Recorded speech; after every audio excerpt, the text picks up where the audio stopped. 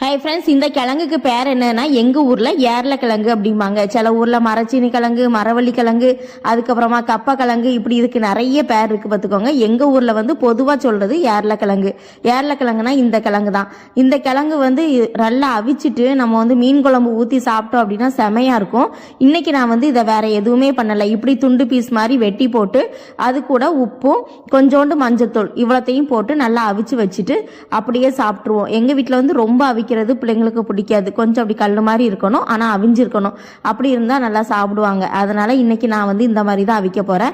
சில நேரத்தில் நம்ம இந்த உருளைக்கிழங்குலாம் வெட்டுவோம்ல, அதே மாதிரி பொடிசு பொடிசாக வெட்டி நம்ம அவிச்சு எடுத்துட்டு அதுக்கப்புறம் நல்லா ஒரு தாளிப்பு போட்டு நல்லா வத்தல் போட்டு தாளிக்கணும். கடுகு, உளுந்தம்பருப்பு, வத்தல், கறிவேப்பிலை இதெல்லாம் போட்டு நல்லா தாளித்து எடுத்துட்டு அது கூட தேங்காயும் சேர்த்து இந்த கிழங்கையும் சேர்த்து நல்லா கிளறிட்டு நம்ம வச்சு சாப்பிட்டோம் அப்படின்னா சாயங்கால ஸ்நாக்ஸுக்கு ரொம்பவே சூப்பராக இருக்கும்.